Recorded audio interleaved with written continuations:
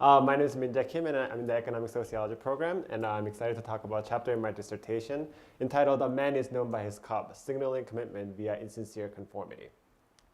So one of the foundational notions in any studies in organization or in sociology in general is that social norms are an important driver of individual action and social order.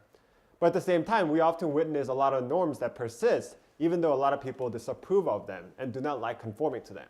For example, take a look at this cartoon where there are two people sitting in this office wearing some kind of funny hats, and one of them is saying to another, "I don't know how it started either. All I know is that it's part of our corporate culture," showing that there are often norms that people conform to even though they disapprove of them and they don't like conforming to them.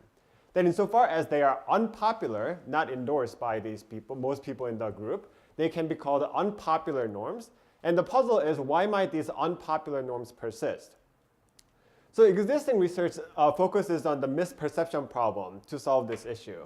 So this idea of pluralistic ignorance suggests that many people misconstrue the norm as popular and widely endorsed, so people conform in order to look like that they also endorse a norm. And by doing so, they try to gain group membership.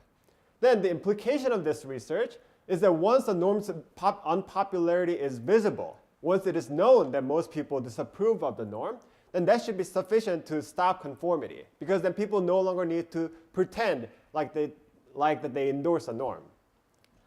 But at the same time, many empirical accounts suggest that's not the case. So for example, the literature on ideal worker norms, the norms that ideal workers are expected to conform to, that literature suggests that many people conform to such norms, such as working overtime and face time, even though they see them as unproductive, and also they see that as not very disapproved of by majority in the group, including those higher in the hierarchy. Then my question is not just why might all unpopular norms persist, because the idea of pluralistic ignorance can account for why the unpopular norms that people don't know are unpopular persist, but my question is, why might visibly unpopular norms persist that people know are unpopular? And why might people still conform to them even though looking like they endorse a norm is not going to gain any group membership? So by addressing this question then, I'm identifying conditions under which visible unpopularity might not necessarily lead to less conformity. And addressing this question is important for practical reasons as well, since the persistence of unpopular norms might affect worker satisfaction and worker turnover in organizations as well. So in addressing this question, I focus on the signaling problem in relationships. So for embedded relationships to form and to be beneficial, actors have to be able to signal to other people in the relationship that they will be committed to the collective benefit of the relationship over and beyond the private and short-term interests of their own. But at the same time, signaling commitment is a hard thing to do because simply asserting that you're committed will come across as cheap talk. Then I argue that conformity to visibly unpopular norms serves as one possible solution. So by conforming to visibly unpopular norms that individuals are assumed to dislike conforming to, individuals are showing that they're willing to violate their own private preferences. But at the same time, by conforming to visibly unpopular norms that are the behaviors prescribed by the group, individuals are showing that they are willing to serve the demand from the collective. In other words, by conforming to visibly unpopular norms, individuals are signaling that they're a type of people who are willing to sacrifice their private interests for the collective benefit. Then the implication of this is that the conformity to visibly unpopular norm persists precisely because of visible unpopularity that existing research suggests would get rid of the visibly unpopular norms, and not despite visible unpopularity. So I test this theory in the setting where there's a norm prescribing excessive drinking in after business gatherings in South Korea. I didn't participate in any ethnography, so just, that's out of the question. And this setting is actually more general than the South Korean setting, as the recent New Yorker article suggests that this after business drinks are often prevalent in the Western context as well. So I conducted two studies in this setting. In the study one, I conducted interviews to get at the actor side of the mechanism, whether people actually have strategic motives when they conform to this norm. And in the study two, I conducted a Vignette experiment to get at the audience side. Does it actually work? Do these strategic actions actually work to signal commitment in the relationship? So let me describe the setting really quickly using the interviews from the study one. So one of the interviewees described the setting as, when we begin our gatherings, we make and circulate the soju bomb with one another. And then we say cheers. After that, I give my empty glass to the head of the department, and then he makes one for me. After that, another person makes one. And we keep drinking like this. And you can see that this practice of circulating the glass makes the conformity very much observable, making this a very fertile site for strategic actions. And I also confirmed that the norm is actually visibly unpopular as well. So in the government survey using a national representative sample, one of the questions asked, what do you want to avoid the most during your after-hour gatherings? The vast majority of them answered drinking. And people also suggested that they not only privately dislike conforming to the norm, but also they recognize it as unpopular as well. For example, one of my interviewees suggested that I really dislike it, and most people probably dislike it too. Another said, our clients probably know that we don't like drinking. And given that a lot of people suggested that they very much participate in these strategic actions in order to get at this signaling value, and not only that, they often pointed to the cost of conformity as a driver of the strategic value. For example, when I asked, what do you do when you don't want to drink at after-hour gatherings? One of them said, as I mentioned before, there are times when one doesn't want to drink because one is sick or something. Even then, people drink so that they can show their loyalty. It's like, I'm sick, but I respect you, so I drink despite feeling bad. And other people also suggested that there are often negative consequences of nonconformity as well, as they suggested that non-drinkers are often treated as outsiders. Note that the word use of outsiders, of the in-group and out-group distinction. And they suggested that when people need to assign work for something, the non-drinkers are never the first ones to be called on.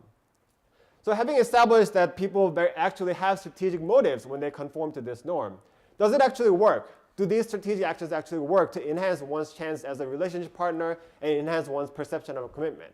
So in order to do that, I move on to the Vignette experiment, where I ask the key question to the subjects who are recruited online and who have work experience in Korea. So the key question that they were asked after reading some kind of vignette, the vignette about this scenario is that how likely is it that the protagonist chose to collaborate with the candidate's team? And the vignette is about the protagonist is choosing one of the two candidates to collaborate on a project together. And the subjects are asked to make a guess on what protagonist did and who protagonist would have preferred between the two candidates. And I'm going to show you here 3 different conditions. So in the first condition, the subjects were shown these two candidates. And the one candidate is a nonconformist whose preference for drinking is known to dislike drinking and does not drink. And the second candidate is a baseline candidate whose preference is not explicitly known to dislike or like drinking, but who is presumably an insincere conformist because it is a visibly unpopular norm. And the baseline candidate also drinks. And I also confirm in the manipulation checks that baseline candidate is actually perceived to dislike drinking as well. So this is the first condition where they see these two candidates. And by the way, the pictures are just for illustrative reasons. The subjects didn't actually see these pictures. In the second condition, a different set of subjects see an enthusiastic conformist whose preference for drinking is explicitly known to like drinking and drinks. And again, the baseline candidate who is implicitly caustic, insincere conformist and drinks. In the last condition, subjects see a suffering conformist whose preference for drinking is explicitly known to dislike drinking. And again, the baseline candidate. So in this condition, both are insincere conformists, just one explicit and the other implicit. So my first hypothesis is that the insincere conformist would be perceived to be preferred over the nonconformist. And let me show you here the within subject results. And the between subject results are consistent with this, but I'm going to show you here the within subject results. So again, the question is how likely is that the protagonist chose to collaborate with the candidate's team? And the higher the answer is, the more the subject suggests that the more likely it is. So in the first condition, when the nonconformist and the baseline candidate were compared, subjects perceived the baseline candidate would be preferred over the nonconformist, showing that the insincere conformist would be preferred over the nonconformist. And not only that, they suggested that the baseline candidate would be preferred over the enthusiastic conformist, showing that it's not just about any conformity, but it's specifically about the insincere conformity that is driving up this result. And lastly, and not surprisingly, since both suffering conformist and the baseline candidate are insincere conformists, just one explicit and the other implicit, there's no evidence that one is preferred over the other. And my second hypothesis is that this effect is actually driven by a perception of a commitment. So there can be two large reasons why somebody might prefer another person as a relationship partner. And one is a perception of commitment, and the other might be perception of capability. So I wanted to rule in the perception of commitment specifically. In order to do that, after they answered this key question, I asked them, how committed do you think each candidate is, and how capable do you think each candidate is? So using this measure, so I first draw this May relationship without controlling for anything, that the costly conformity actually leads to higher likelihood of being preferred, as I showed before. But when I control for this perception of commitment, this May relationship no longer becomes significant, and the costly conformity drives up the perception of commitment, and that is also positive and significantly correlated with the likelihood of being preferred, showing that this relationship is very much explained by the perception of commitment. But when I do the same exercise with the perception of capability, the May relationship remains positive and significant, and there's no evidence that the costly conformity leads to higher perception of capability. So in sum, existing research suggested that the norm's visible unpopularity would lead to less conformity, but here I suggested that the norm's visible unpopularity might not be sufficient to lead to less conformity. And even moreover, I suggested that the norm's visible unpopularity might promote more conformity because it provides a fertile strategic opportunity to signal that one is willing to sacrifice one's private interest for the collective benefit. And with that, thank you very much.